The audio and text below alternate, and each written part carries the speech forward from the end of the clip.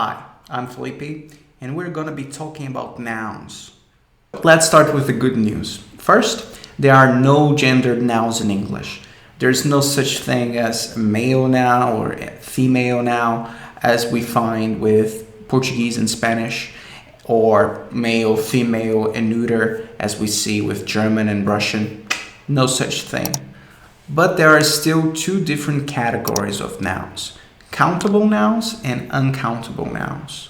Countable nouns are usually easier to figure out because you can literally count them.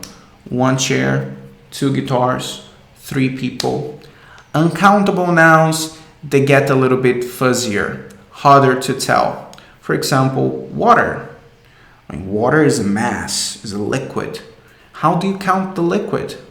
Do you count the drops of water within that mass of liquid? Do you count how much water I can put in my hand? How do you count it? And we have different measurements to count it, but water itself is uncountable.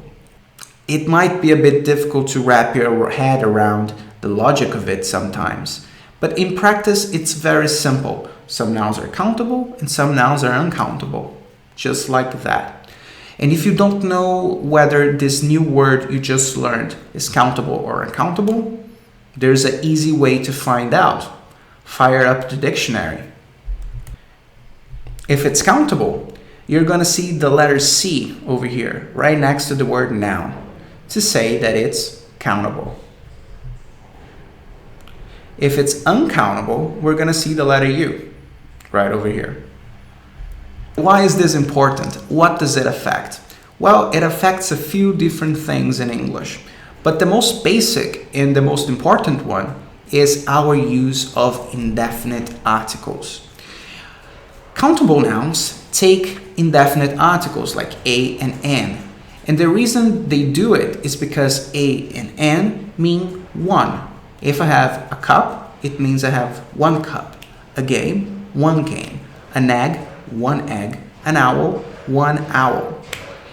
If I have 2, 3, 4 or more, then we make plurals by adding the letter S. 2 cups, 2 games, 2 eggs, 2 owls. Now, uncountable nouns, by definition, we can't count. So there is no 1 information or 2 informations. It's just information.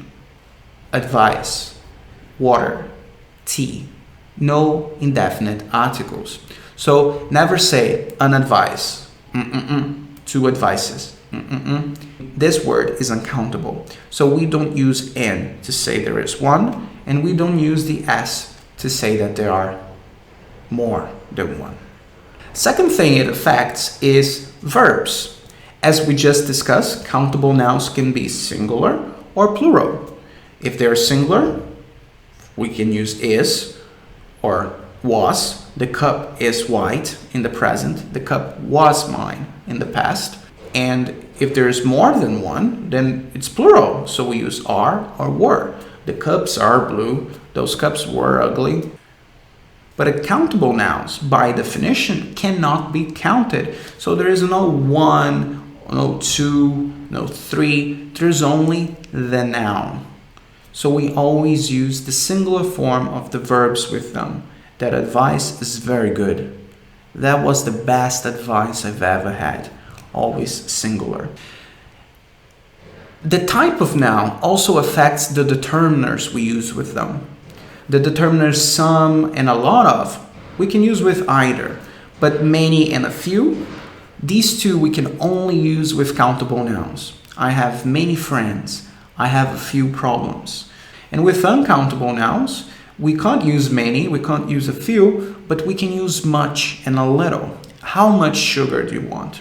Just a little. I don't drink much coffee. So remember, with countable nouns, we can use many and a few.